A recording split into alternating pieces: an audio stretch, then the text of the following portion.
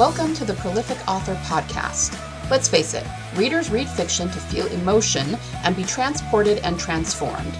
In this ongoing digital revolution, where online marketing is always in flux, the only way to create a sustainable author business and live off your royalties is to write transformational stories, market at every stage of the author journey, and cultivate a loyal audience of readers. Fortunately, there's never been more opportunity to make a living as a fiction author. Hi, I'm Liesl Hill, USA Today bestselling author and story clarity coach. When I'm not dictating my own stories about dragons, serial killers, and dystopian worlds, I help other authors write their own transformational fiction, position them as bestsellers, and market them like pros. Join me on the podcast where I give writing tips, marketing how-tos, story advice, and interviews with other authors who are in the trenches just like you and making it work. We are prolific authors. Hi, everybody. Welcome back to day 3 of the workshop. How's everyone doing today? I hope your week is going well. I hope you're getting lots of writing done. I, for one, am kind of not this week. It's a busy week for me. So I haven't gotten as much done as I would like or as I usually do, but I'm looking forward to jumping back in next week once the workshop is over. So it usually takes a couple of minutes for people to kind of wander in. So we're going to give it just another minute or two before we get started. If you're listening, where are you listening from? You guys know I'm in Utah, northern Utah. It's still really cold here for the most part, although we have had a few warmer days the last few days, I've noticed. Not super warm, not spring weather yet, but we're getting there. Hi, Catherine. How are you? Good to see you here.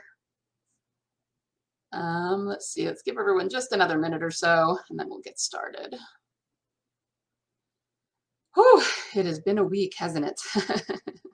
Hope you guys are getting lots of value out of this. Can everyone hear me okay? Let me know in the chat if you can hear me. If there's ever any technical problems, just let me know. I always keep an eye on the comments. Wow, 60 degrees in Texas. I guess that's not surprising, but good for you. I'm kind of over. We didn't have a huge snowy winter here. We definitely had our snowfall, but it wasn't massive. But I'm kind of over the cold. I do kind of want it to get warm. So thankfully, it'll be March in a few weeks and we'll start getting there. Okay, well, let's go ahead and get started as a few more people trickle in and talk about marketing. Marketing is kind of the big kahuna, isn't it? It's what most people want to know about, and it's what most people assume they're doing wrong if they're not selling tons and tons of books all the times, which sometimes is true. Sometimes it is the marketing, but often there are other things that come into play, such as not writing transformational stories or maybe not editing well, not having a good book cover, things like that. But marketing definitely does play a big role. There was a time in the early days of Kindle, 2011, 2012, where you could just pop a book up on social media or on Amazon and you would get lots of downloads. And that is not the case anymore. There's literally thousands of authors putting out books every single month. And while I don't think paid ads are the only way to market or even the best way to market necessarily, they do kind of need to be part of your strategy it all needs to work together. I wouldn't say that one thing is more important than another, but there are a lot of different legs or aspects, if you will, of marketing.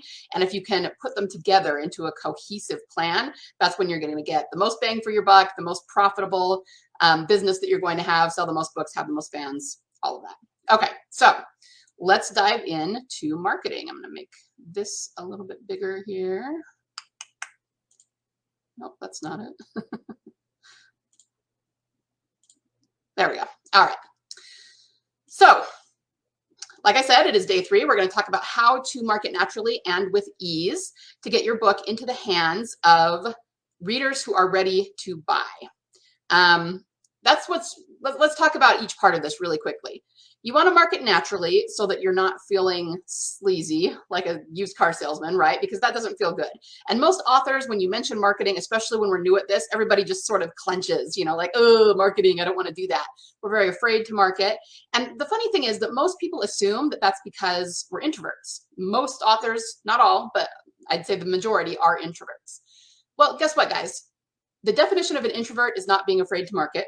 It is not being afraid to be seen on camera. None of that. It's not even being shy. The true definition of an introvert is simply that we, so what's the word I'm looking for? Like recharge our batteries, rejuvenate our energy by being alone rather than being with people. Whereas extroverts, it actually drains them to be alone and they recharge by being with people. Okay, that is the only difference between introverts and extroverts. The rest is shyness, inexperience, just different aspects of our personality, but it's not the introversion. Okay, so people assume they don't like to market because they're introverted, but that's actually not the case. I think the main thing that we get afraid of about marketing is, number one, we don't know how to do it. And number two, we're afraid we'll be judged by it. And that is because we feel like any and all marketing is slimy and very much like a used car salesman, right?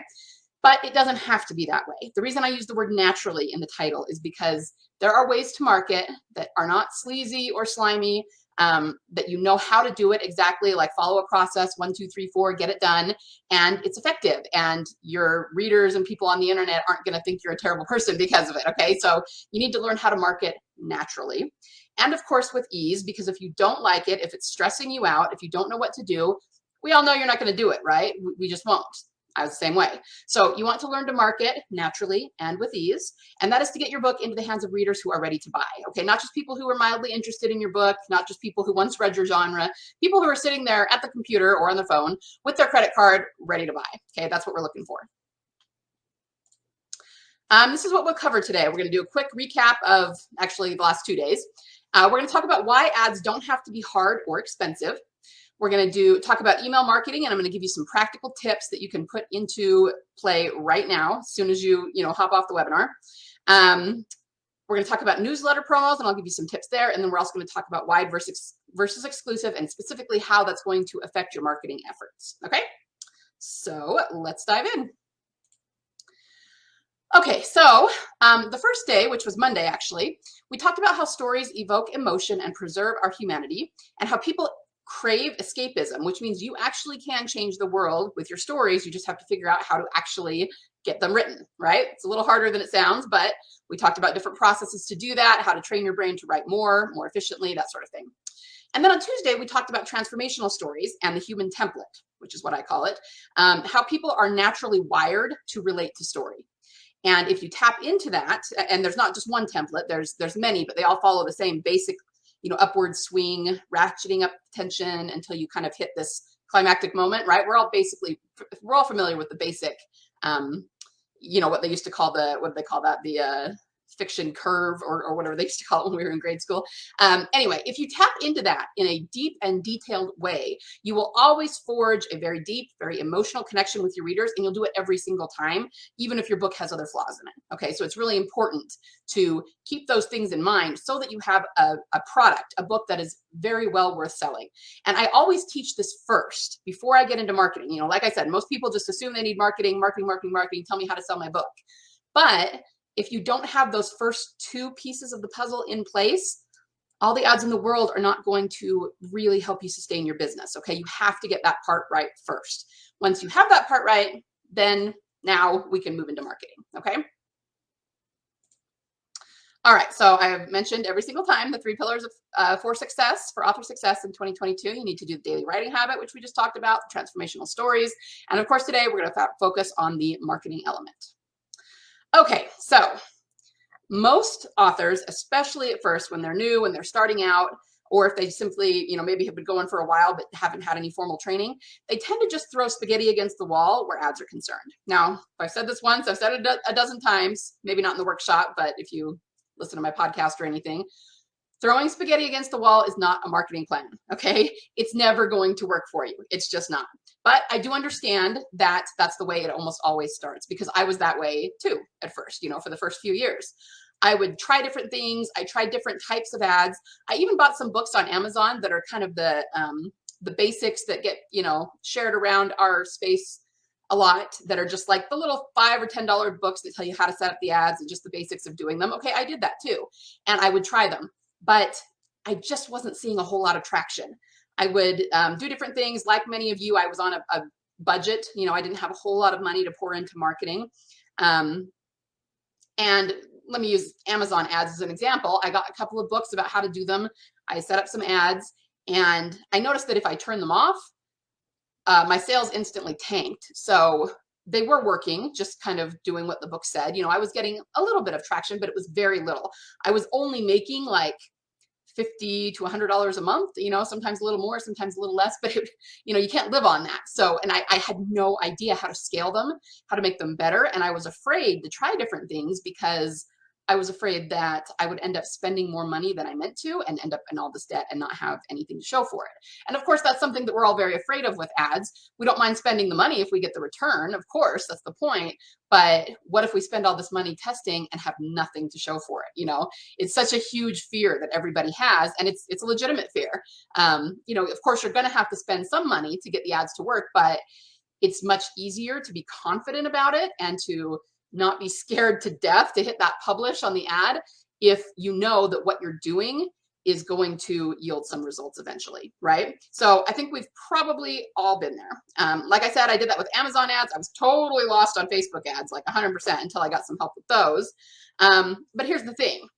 When you, you know, either pay for help, get a coach, you know, attend a workshop like this, talk to an author who's done it before, what you're actually getting is strategies. You're getting what worked for them. So it's not just how to set up the ad and then look to see if it made you any money. It's what to do in detail, step-by-step process. It's when, it's which part to implement at different stages. It's how much to do, not only with the budget, but with the ads. You know, in some cases you want to do 5 or 10 ads a week. Other times you only want to do 1. And if you screw that up, you're going to end up losing a lot of money. Okay. All of these things are things that you really need to get from coaching, from people who have done it before and know what works. Okay. So let me show you an example of this. Anyone who's run an Amazon ad before, this will probably look somewhat familiar to you, but if you haven't, these are different, what's the word, options, choices that you have when setting up ads. And they're all, you have to pick these for every single ad, and they're all different parts. So you first have to decide whether you want sponsored product, sponsored brand, or lock screen. I can tell you that there's one you will use all the time, and 2 that you basically want to run screaming from unless you are making a ton of money in your author business. These are things that the really big authors, mainstream authors do, but you do not want to do them when you're first starting out. Okay. Then there's different types of targeting, as you can see. There's auto-targeted ads, manual targeted that use keywords, manual targeted that use products. You need to know what those are, how many of those to do, how to do them, how to set them up, how to read them, all of that. Then you can decide whether you want a standard ad or a custom text ad. One of them is favored more highly over the other, but it's also more work, you know, so you kind of got to know what your options are and what would be the best for you. There's a part where they ask you to pick dynamic bids down only, up and down, or fixed bids. Again, if you've never done this before, you're sitting here looking at this thinking, I have no idea what any of that means. And that's what I would do too. I would kind of go through reading the books that I had gotten and try to figure something else out, but I had no idea, you know, there's so many different variables and what's going to work. And what if I do everything right, but take one variable wrong and I don't even know it and I totally screw up my ads? You know, there's just no way to know if you don't have somebody who knows how to do it, who's teaching you.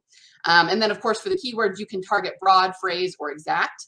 The best thing to do, I will tell you, is to start with broad. And then once you hit a certain threshold, you can move to phrase. And once you hit a certain threshold, you move to exact. But when I was testing these, I was just doing all 3 because I didn't know any differently. Okay. So this is what I'm talking about. Ads, they don't have to be hard.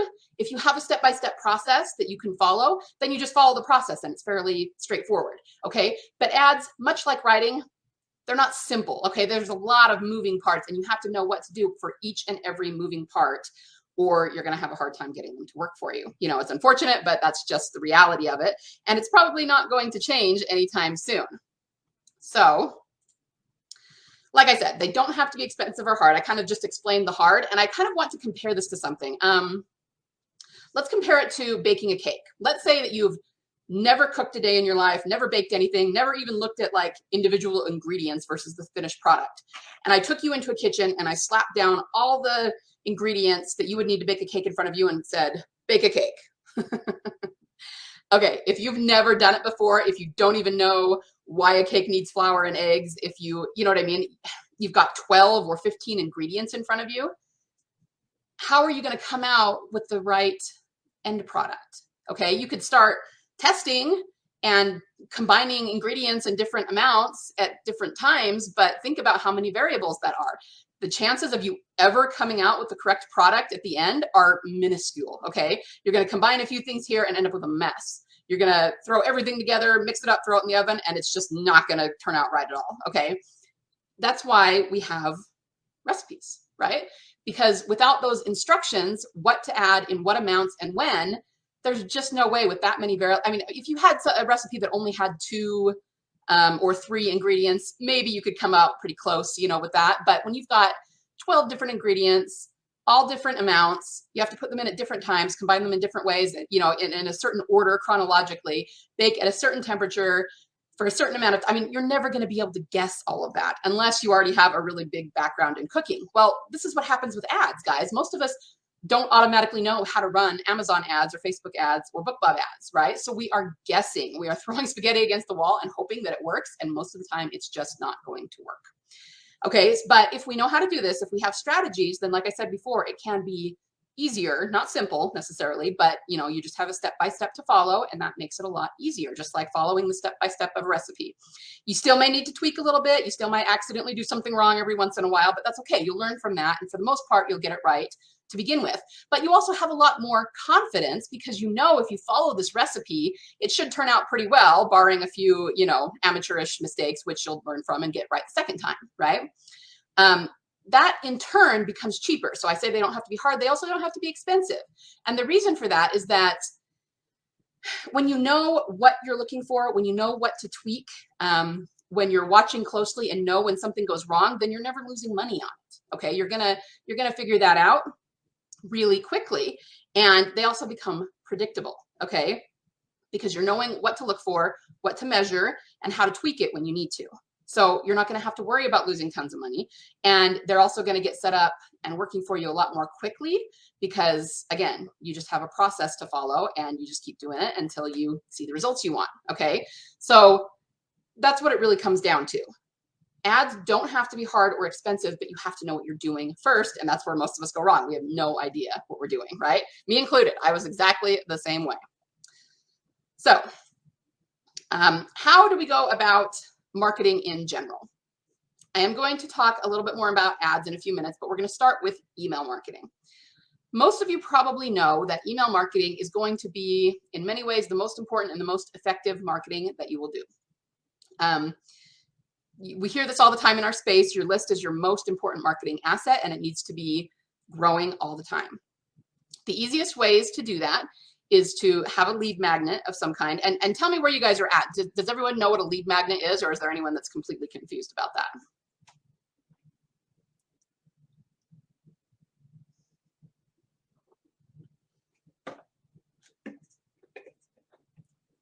Oh, wow. It's snowing today for you, huh? Okay, so it looks like most people know what it is. Okay, I'm kind of assuming that you do. If you don't, let me know and I can explain it, or I could just give you like a 1 sentence on it. A lead magnet is just either a free book or a free, you know, whatever, novella, short story that you give someone for free in exchange for getting on your list. And the best way to do this is through sites like BookFunnel and Story Origin, My Book Cave, and you can grow your list pretty quickly that way. Okay, so, oh good, I'm glad you already have a lead magnet written. That's good, that's good. So once you do that and you start growing your list, you have to understand that these people are going to be the warmest customers that you will have. Now, what I mean by warm, you probably hear people talk about warm and cold traffic on the internet. Cold means someone who's never heard of you before and is like seeing your ad or seeing your stuff for the first time.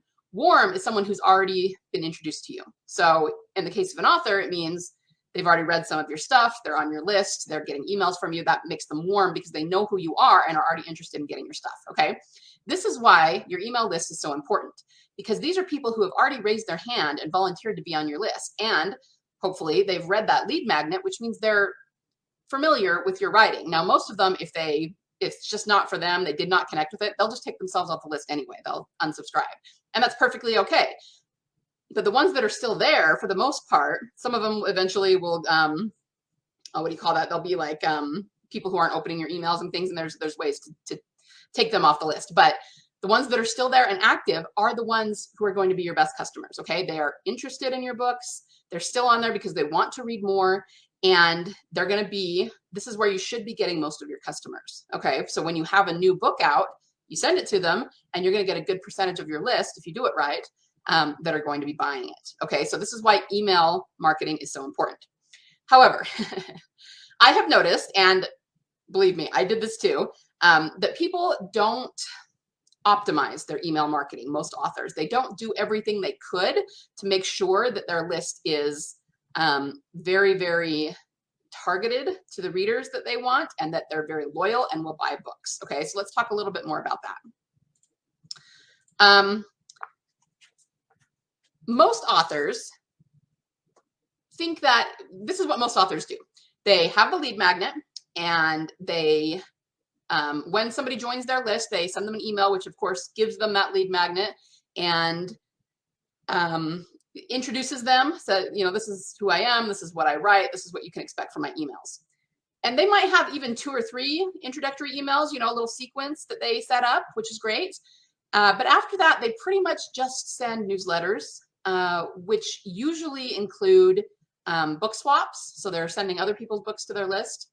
And that is so that they can get their books sent to other people's lists. It's a way of crossing 2 different audiences so that you can build yours. And that's great. Nothing wrong with that. So their book swaps, their book promos that their books are probably in, such as book funnel promos that you have to share with your list, or they send emails when they have either a new book out or a new book for sale. Okay, so those are the things that they mostly do. So they're only sending book swaps, book promos, and book sales. Okay, now I'm not going to say that you can't get some traction that way. I did that for years because that's all I knew how to do. And you will find some fans that way. Okay, if you do your newsletters correctly, there are people who are going to love your writing, and you will find some fans that are kind of casual fans, some fans that are big fans, and some fans that are mega fans. But that, I mean, obviously it works if you can get some traction, but it only works up to a point. Okay, you're going to reach a sort of a threshold where you're feeling like your list isn't really growing very much anymore, and you know, you're not getting that many buys from your list when you put out a new book, that sort of thing. And another thing that you got to look at is your open rate. I know the open rates are changing because of the iOS updates and everything. They're not as reliable as they used to be. But even so, guys, the industry standard for an email open rate to cold traffic, meaning like, you know, the kind of unsolicited emails that end up in your inbox that you don't remember subscribing to, for emails like that, because they're cold emailing people, the industry standard is only a 2 to 5% open rate. Okay, not very many people are going to open that because they don't know who sent it to them. Okay, lots of authors can get higher than that by just doing what I've already described, you know, with the opening sequence and then sending newsletters, and they can get a good 15-20%, sometimes higher.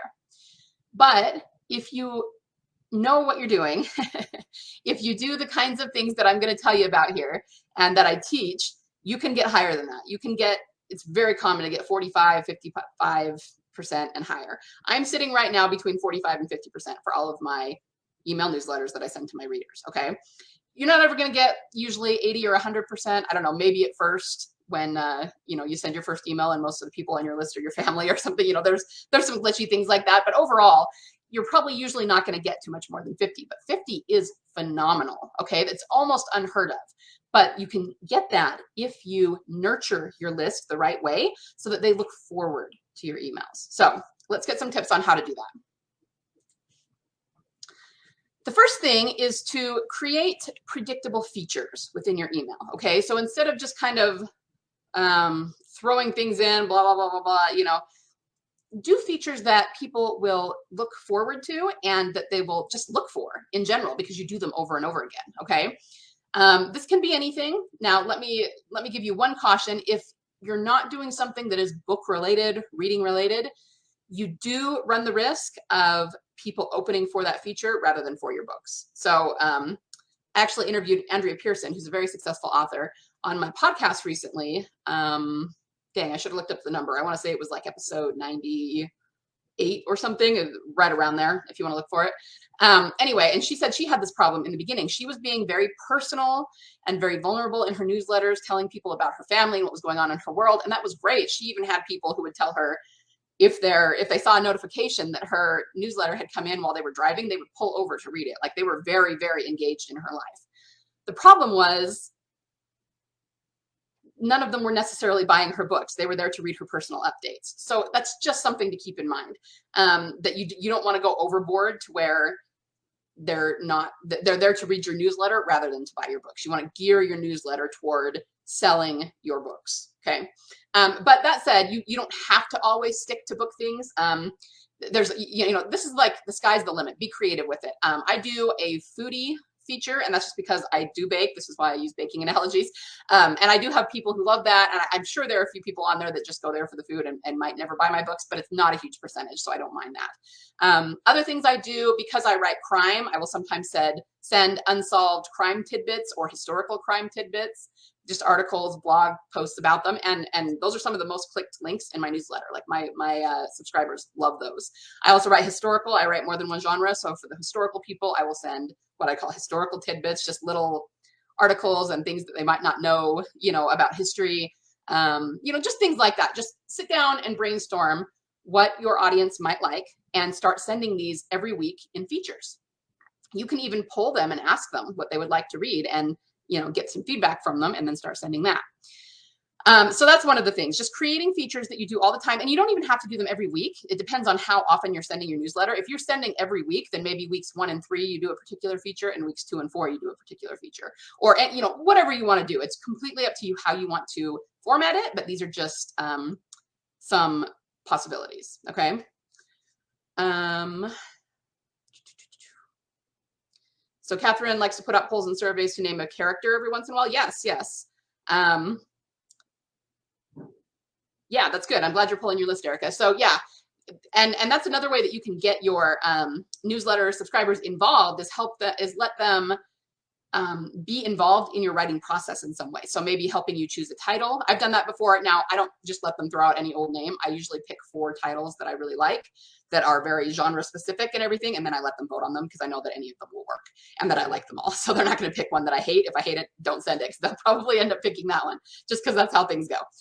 Picking character names. So I'm currently writing Dragon Fantasy, and I've let them pick some dragon names before. They just eat that stuff right up. So those are super fun. Another one is to send excerpts of your work in progress. You actually can do this for a published book if you want, but once those are published and you're working on something new, it's actually funner to do it with something that's unpublished, because then your list feels like they're getting things that no one else is getting. They have to be special. They have to be on your list to receive that. This is one of my major secrets, guys. Okay. I send excerpts of what I'm doing, and I have people who comment on the excerpts that I'm sending more than any other part of the newsletter. They'll be like, oh, I'm loving this. I'm loving this character. I'm loving, where's the rest of this? When is this book going to be published? Okay. And it's actually with my dragon book that I mentioned. I've had more feedback about that book than any other book because I've been sending them excerpts. And when I say excerpts, it doesn't have to be a whole chapter. Okay. My chapters are long. If I sent them a whole chapter, that would be a lot of words for an email. Just chunk out 1,000 words, a couple of pages worth. And the great thing about that is you can send that for a lot of weeks leading up to when your book is released, and you are going to have an audience that is just there and salivating to buy that book when it comes out. Okay, so that's a big one. Inside my academy, I also teach specific nurture sequences that you can send, like giving you the actual copy to put in the email and everything. And I even do this with books on the backlist, where you try to get them, guide them through your backlist. But one of the things I do is send them the first couple of chapters of that book, because if they read those chapters and they like it, they're going to go buy the book. If you just give them the book and the blurb and say, go buy this, they might be like, maybe later, right? But if you can get them into the reading of the chapters, that makes all the difference. Okay, so I would really encourage you to do that if you're in a position to do it. And the final thing is, you want to use what you have already created to email your audience and sell your books to them. What I mean is your world, your characters, your internal arc, your external arc, the details, if you have like a code of ethics for your characters, if you have a personality for your characters, all the things that you have already outlined. Up to this point, you've done all of your outlining, you've kind of kicked out your plot. You've, inside the academy, I teach a lot more details about what to plan about the world, about the internal conflicts, about all these different things. Guys, when you get all of that planned and outlined the way we talked about on Tuesday, and it's, very transformational, you have dozens, if not hundreds, of possibilities for how you could email your people and pull them into the story using what you've already planned.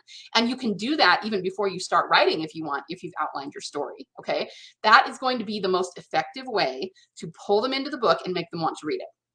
Let me give you an example.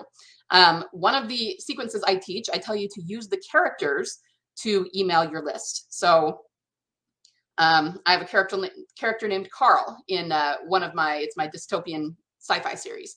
And he's kind of the comic relief. He's kind of goofy. He says funny things. So I have him email them in his voice, and he makes lots of funny comments, but also talks about his story. And they really like that. You know, if they've already read it, they love Carl and know who he is and are excited to get an email from him. And if they haven't, that makes them want to read his story. I have another one that I did for my crime fiction where I had the detective, the main detective in the story, email them, and I got tons of feedback about that. People going, "Oh, we loved it. We loved that you know, Detective Gabe emailed us, and that was super cool. And now I'm going to buy the book." And okay, I'm telling you guys, this stuff works. But this is how you market naturally. Think about the difference between this, which is sending details of your books that your character or that your readers can get immersed in, like the character emailing them, like talking about the world and the conflict, versus getting on Twitter and yelling, "Buy my book, buy my book, buy my book." You see why this is going to be a lot more effective. And it's already grounding your readers in the world that you've created and making them want more. Okay. So these are some of the most effective ways that you can email your list and get them, you know, guide them through your backlist or get them to buy your new book.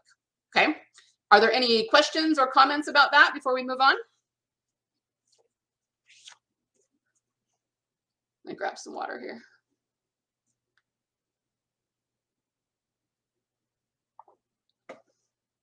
Let's see. I haven't started a list, but you're waiting for everything to be in place. Yeah, I would start now. Once you have some idea what your book is going to be, you know, if you do some outlines, you'll have stuff to email them.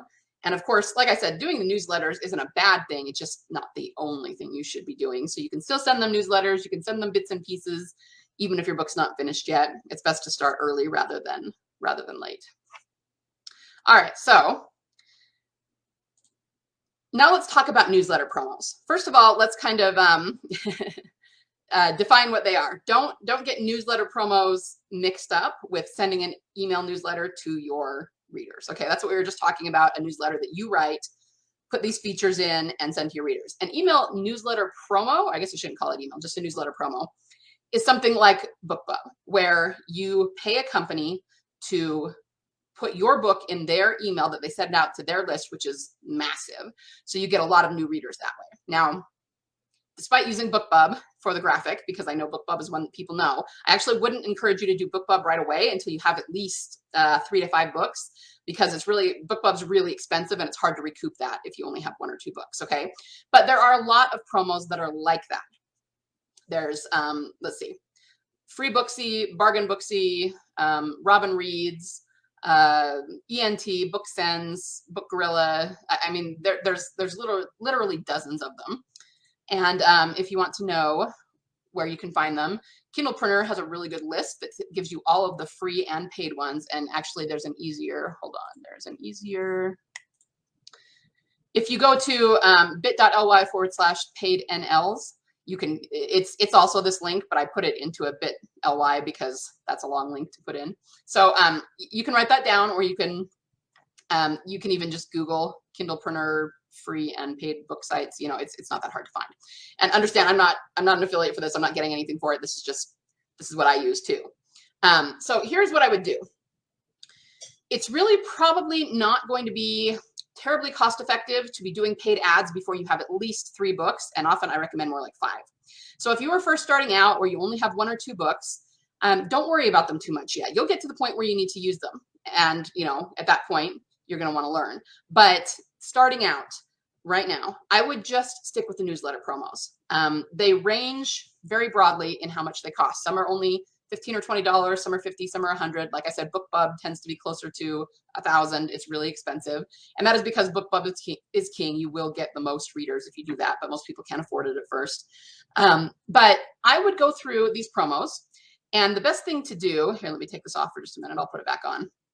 But just so you guys can see this, I tell people to do 1 paid promo either per quarter or per month. It's going to depend on how much you can afford to do and also how many books you have. If you're doing 1 per month and you only have 1 book, you know, first of all, there's a lot of places that won't accept your book more than once every 3 months. So you're going to tap out your audience really quickly. Whereas if you have multiple books, you could do different books on different months.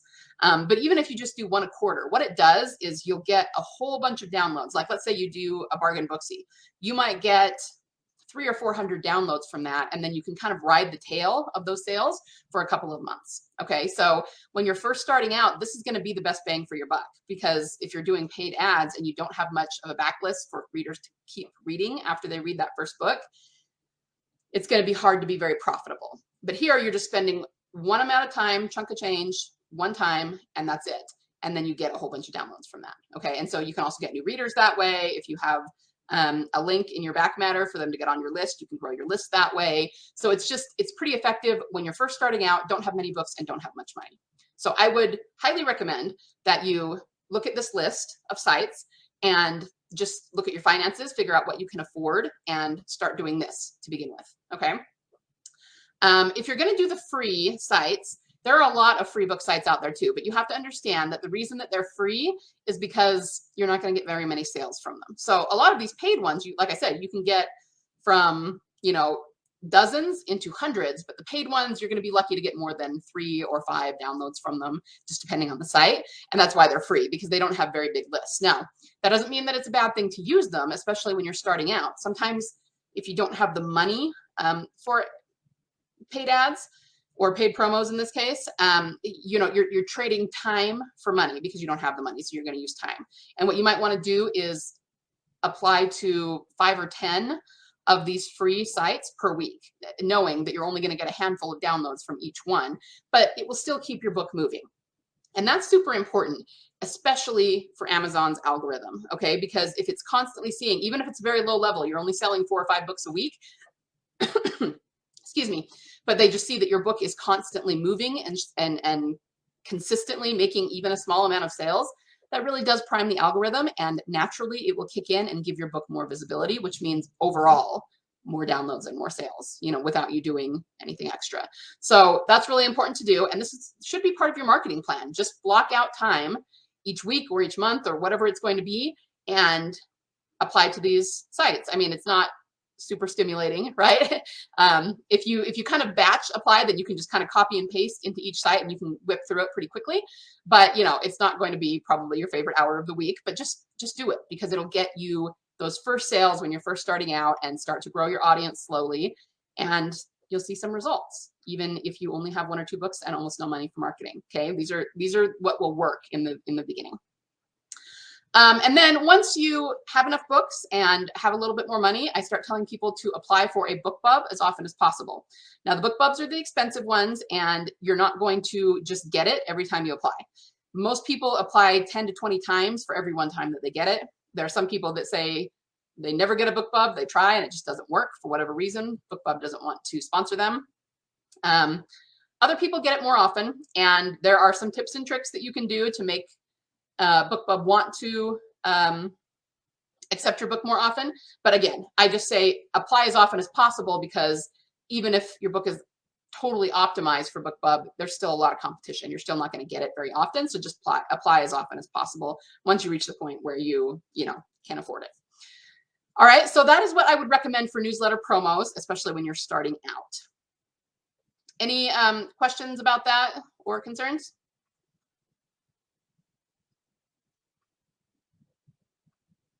All right. A little bit of a delay, so I just want to give it a minute to make sure nobody has any questions. Okay, let's talk then about wide versus exclusive and how this is going to affect your marketing efforts. Most of us know that it is a lot more business savvy to be wide versus exclusive, simply because it's the whole don't put all your eggs in one basket sort of thing. But a lot of people, when they start out, do stay exclusive, and I did for a lot of years, so believe me, I totally get it.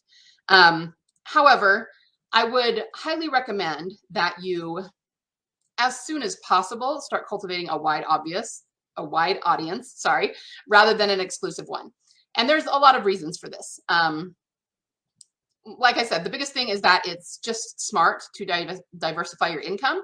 If Amazon ever goes down, or if you lose your account or get kicked off or anything like that, you don't want your entire income to tank. Now, that doesn't happen to very many people. It's a small percentage, but guys, lately, it's been happening a lot, okay? For one thing, about a month or two ago, Facebook went down for 24 hours or so. Maybe it wasn't quite 24 hours. Everybody lost a lot of money. Everybody who runs ads there, Facebook itself lost like $1 billion because they were down for 24 hours, okay? And yeah, that was Facebook, and that has to do with Facebook ads, not necessarily Amazon. But the point is, it can happen. And when it does, it happens suddenly, and it can really, really affect your income. So it would be better to grow audiences on many platforms. And then if something like that happens, it's very easy to pivot and just, put a little more attention into these other platforms to make up for it. It's the kind of thing that most people don't want to do because it is a little harder. It does take a little more work, but you want to get it done and feel secure before something like that happens, because when it does, you can't cultivate those audiences in a few hours, right? It's going to take a lot longer than that. So it's better to start now. Now, the other thing that was happening at the beginning of the year is that there was some sort of glitch in the Amazon algorithm, and there was a lot of people getting their accounts deactivated because what it usually said was that it was something about their books being found on other platforms. So like they said they were exclusive to Kindle Unlimited, but Amazon was saying that it found their books elsewhere, so they were getting in trouble for that. Well, the vast majority of them, that was not the case. Okay, they a lot of them were in KU, but they didn't have their books up anywhere. And when they talked to Amazon about it, Amazon couldn't find where that book had supposedly been found. So it was just a glitch in the algorithm that was doing this. Most of them did get their accounts reinstated, but guys, it sometimes takes a week, okay? And then you're losing a week worth of income. Whereas if you had books on other platforms, you could maybe, focus on those platforms a little bit more, run ads a little more heavily to those platforms, and then you wouldn't be in such a troublesome situation because you just lost all your income. Okay, so these are just things to keep in mind. I'm wide myself. I really recommend going wide. And if you don't know how to cultivate those audiences, I'm gonna talk about some ways to do it here in a minute. But there is a really great Facebook group called Wide for the Win, and it's all wide authors versus KU authors. So that's a really good resource if you are thinking about being wide and want to know how. That was one of my problems in the beginning. I didn't want to go wide for a while because everyone said it was so much harder to get sales that way, and that your income was going to tank and that sort of thing. But if you have a plan for it and you know what you're doing, then it's not as hard as people make it out to be, I promise. Another thing that you can do is you can cycle your books in and out of KU. This is something I was going to start at the beginning of the year, but because of some personal issues, it kind of got pushed back, and so I haven't started doing it yet. But the idea is to take, for example, I write 4 different genres, and maybe I could just do one genre at a time in KU. So I would pull it from the other platforms, put it in KU for 90 days, which is about a quarter of a year. And then the second quarter, I would take that one out, make it wide again, and maybe put my crime fiction in. And then the third quarter, I would take that out, make it wide, put in my dystopian, things like that. And of course, if you don't write many genres, if you only have one, you could put different books in at different times, or maybe do one series at a time. So that's something to keep in mind. You don't have to go 100% wide or 100% exclusive. You could kind of, as long as you don't have one book in KU and wide, that's the big no-no that you're not allowed to do by Amazon's terms and conditions. But as long as you're not doing that, and any book you have in KU is not wide, and vice versa, you should be okay. And then you can also get those KU reads sometimes and just sort of cycle in and out. So that's what I would recommend. Like I said, I haven't actually done it yet. I'm planning to test that this year and see how it goes. And I will, let people know how it goes. But just things to keep in mind. You have to do what's right for you. And like I said, if at the beginning you're going to be exclusive, I totally understand that. But I wish that I had gone wide sooner. And the main reason I didn't is because I didn't really know how. But here are some ways that you can do it. First of all, the newsletter thing that we already talked about, if you do, because most newsletters have wide audiences. They're not just Amazon audience. So if you do a newsletter once a quarter or once a month or whatever you can afford, you're hitting wide audiences by doing that. So that will help you grow on multiple platforms. The other way is that there are some retailers such as Kobo and Barnes & Noble that have in-house promos. What this means is that they are promos that you actually go apply for on their sites. So Kobo has Kobo promos, and they're going to reach very much, they do reach the US, but also Canada, the UK, New Zealand. They're mostly the English speaking countries outside the US, so you can cultivate audiences there. And I find that about 1 in 3 I get accepted. That's actually pretty good.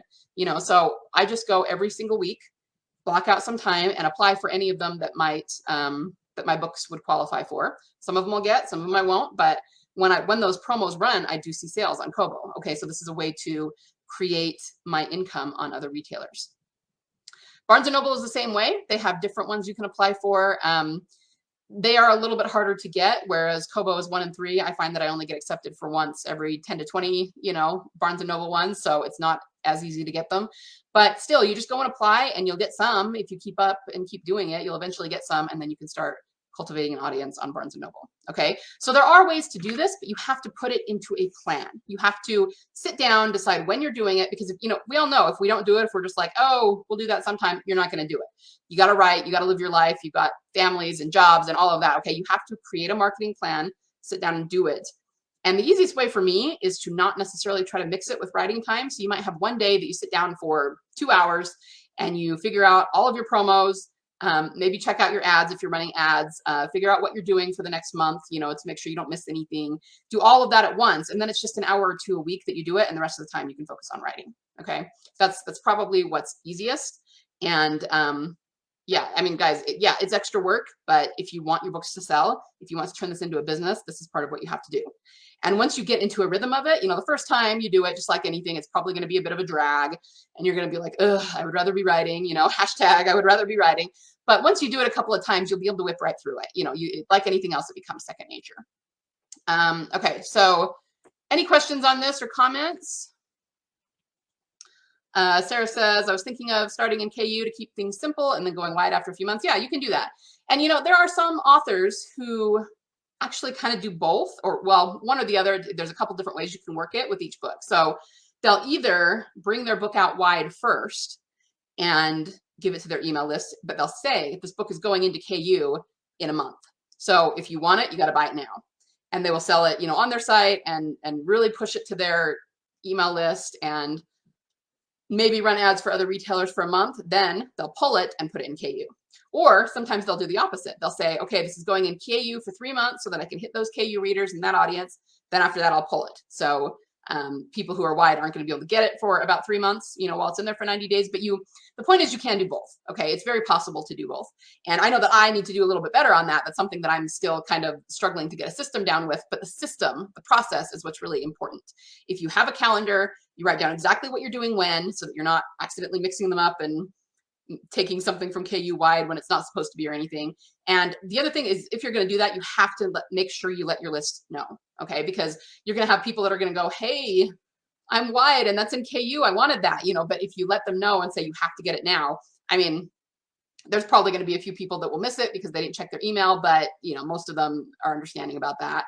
And at least you'll get most of them, and they'll know to look for your emails. So, especially after they've been following you and you've had one book, and you let them know this is the way that I do things, they will look for those emails so that they don't miss your book. Okay, so it's just about kind of training your list, but also just having specific processes in place so that you can get that done. And you just have to sit down with a calendar, figure out what works for you, fill it out, and abide by it. Okay. The actual abiding by it might be the hardest part, but once you get down a habit and a system, then it's not so bad. Okay. Any other questions about that? All right. All right. So we've gone over these 6 habits a lot. We did them in each of the other trainings, but I want to specifically talk about how they kind of correlate with doing marketing. You need to seek clarity. Okay, people who are successful seek clarity in everything. So if you want to be successful at ads, you have to seek clarity about those ads or the marketing, the newsletter, promo, what have you. And that really does mean being purposeful and being self-aware. So it's about keeping records and figuring out what works. So you might start going through newsletter promos and realize that for your particular book, for your particular genre, Free Booksy and Bargain Booksy work awesome, like gangbusters. You get lots and lots of downloads. But when you do Robin Reads, for whatever reason, readers who are on that newsletter just aren't as excited about your books, you don't get very many. So then you'll know that moving forward for maybe other books in the series or other books in your genre, and you're keeping records about what works so that when you maybe go to get a BookBub and you want to stack promos, you'll know which ones are going to work for you. Okay, that's what seeking clarity is. The other one is making sure you're figuring out Usually you can tell what's not working. I always say figure out what's not working and then why. The what is pretty easy. If you're running an ad and it's not profitable, or maybe it is profitable, but it's just not spending anything, well, that's what's wrong. Something's up with the ad. It's not working. Okay. But why is it not working? Even if you don't know, the best way to seek clarity is to seek out someone who does know and figure it out so you can fix it. Okay. Because I got news for you. The most successful people in the world are not lucky. They did not throw an ad up on Amazon and just lucked out and it started making them all this money. Okay. They have the exact same problems that you do trying to get their ads to work. The difference is that they don't give up. They figure out why it's not working and then they fix it and move forward. Okay. And then they'll hit another snag. Again, they'll seek clarity. They'll figure out why it's not working. They'll move forward. Okay. That is what successful people do. When you have people that throw up their hands and go, oh, this just doesn't work for me. Well, of course, you're never going to be successful if that's the way you approach it. There are ways to fix it. There are ways to build on it, but you have to seek clarity. Purposely generating creative energy. For ads, this really comes down to, like I've been saying this whole time, scheduling, blocking out time to do it. We are all creatives. So that means that we're very much more right brain than left brain, and we don't enjoy the left brain stuff. Now, of course, we can enjoy it if it's working, if we know what to do and we can see that our ads are making us all kinds of money, then it's very enjoyable. But trying to slog through and get it to work, that's always going to be harder for creatives, okay? Because we're not the business minded, we're not the left brain. But you have to purposely generate the energy, I guess it's not creative in this case, the energy to do your marketing. One of the best ways to do that is, like I said, just to seek out those who know how to do it, step-by-step process so that it's not stressful, and then block out time when you always know this is what you're going to do it. And that just gives you a sense of freedom because you'll know, first of all, that it's done. You're not avoiding it. You're not throwing spaghetti against the wall and hoping something sticks eventually. You got it done, but then the rest of the week, you're free to do your more creative pursuits. Okay. That's how you purposely create the energy to do your ads. Be comfortable with the high stakes. You do have to be comfortable spending a little bit of money to get the ads and promos to work for you. So you have to be willing to spend money on the promos to get those downloads, the newsletter promos. And then you have to be willing to spend money on the ads to test them and get them to work for you. But like I said, it's a lot easier to be comfortable with those higher stakes. And let's face it, money is always a high stake. I'm not even talking about spending $1,000. Even if you're spending $100 a month, that still feels like a high stake because you're afraid that you're not going to see a return. And if you don't have a big budget, believe me, I've been there.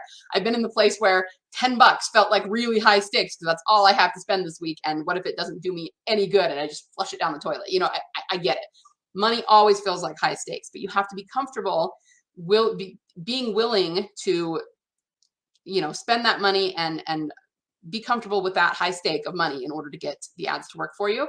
And once you do become more comfortable with it, just say, it's a tax write-off at the end of the year. This is what I'm spending. This is what I'm going to do. And I'm going to make it work. Then it becomes a lot easier to figure out the ads because you're taking away your own stress by doing that. You're going to get a lot more flowing of the marketing and of the impressions and of the downloads if you just relax and kind of figure it out. And that's not to say that you should just throw all your money at it and not pay your bills. Of course not. But whatever you do have to spend, just relax. Know that this is going to help you in the long run to sell more books and be comfortable with those high stakes.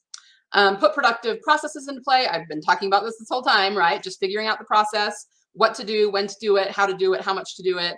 And then, of course, blocking out time to do it. Influence intentionally.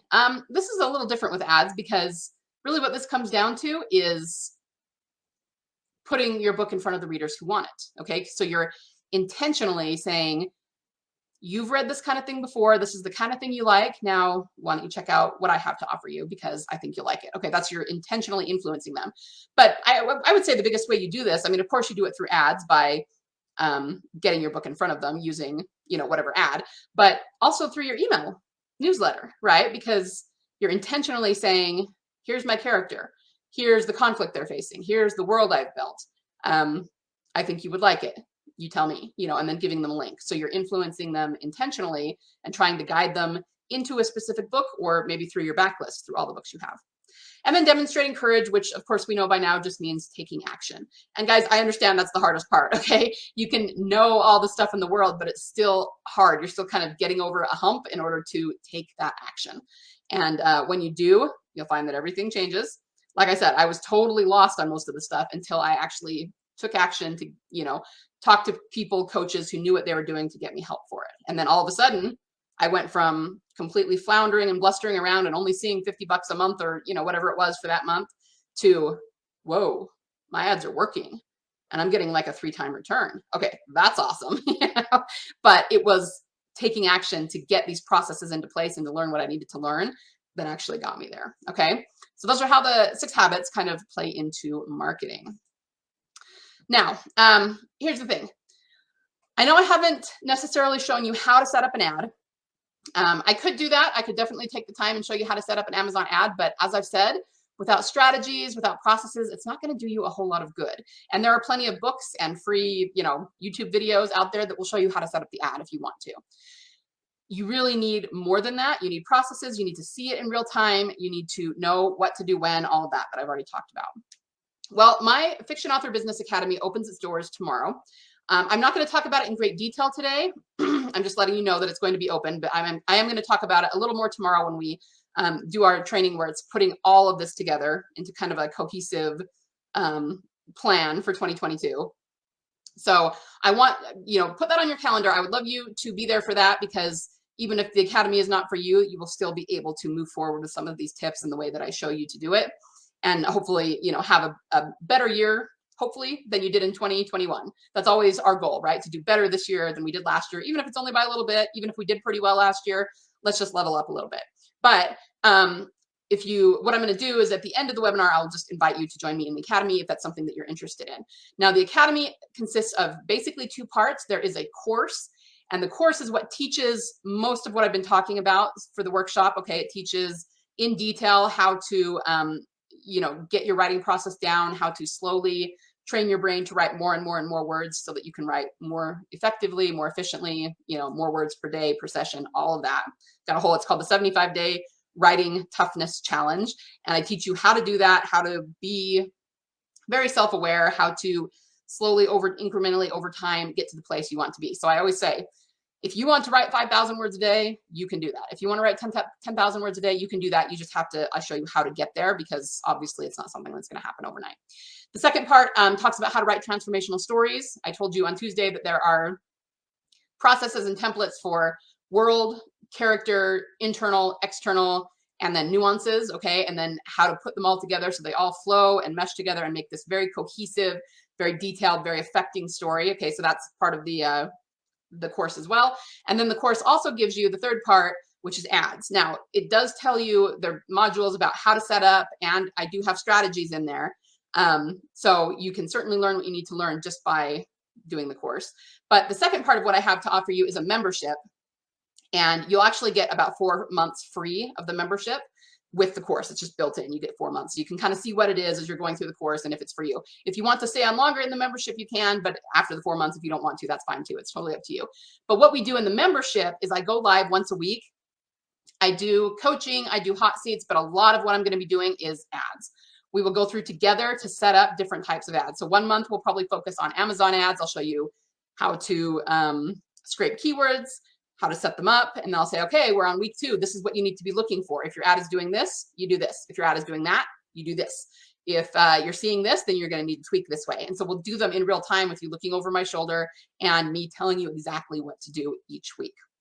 And then another month, we'll focus on Facebook ads. Another month, we'll probably focus on BookBub ads. We can do TikTok. We can do, lots of different things. But that is what the membership is. It's ongoing, me coaching you, if that's something that you want. So like I said, I will give you a lot more details about that tomorrow.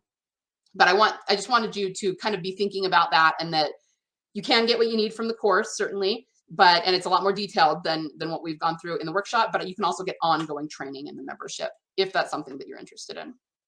Okay? So the homework for today, I would like you to go to the list of free and paid promo sites. Let me put that URL up again. There it is. Sit down with a calendar and plan when you're going to send your promos, and do this tailored to you. If you only have $100 a quarter that you can spend, then just do 1 promo a quarter. That's not a big deal. Okay. And if you only have 1 book, honestly, that's probably best so that you're not tapping out your audience or anything.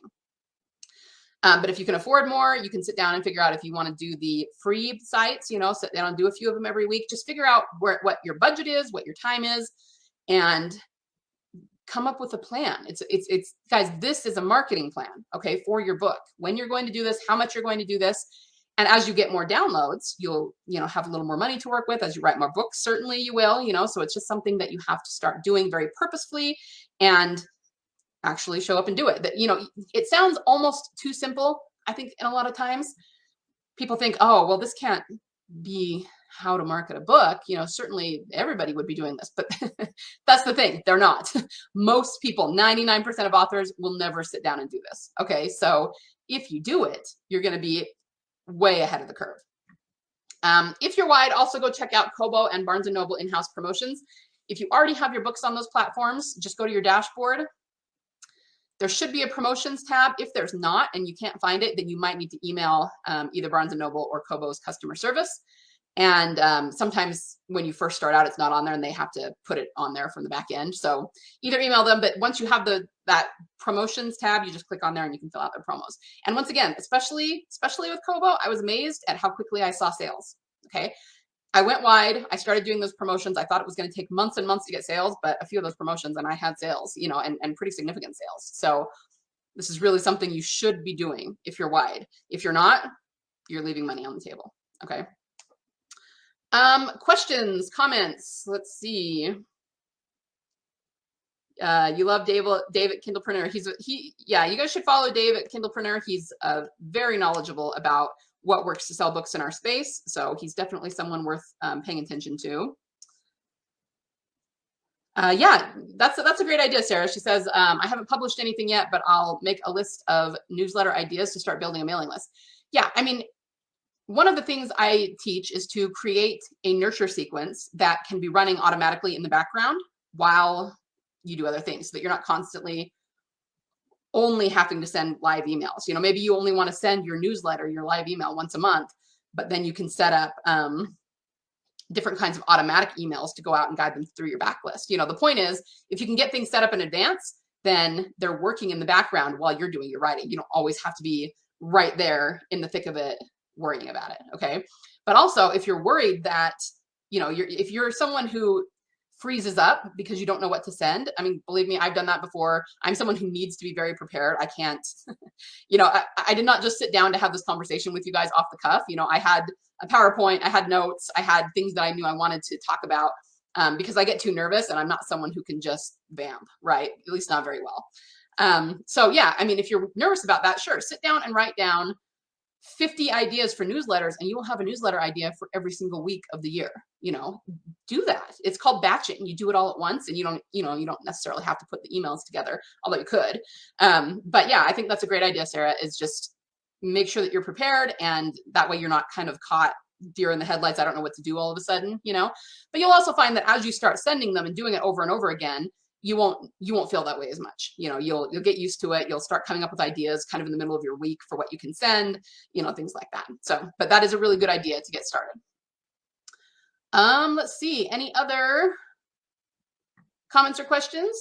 We went a little bit less time today than we have the other days. Just give it a sec, see if anybody has anything else to say.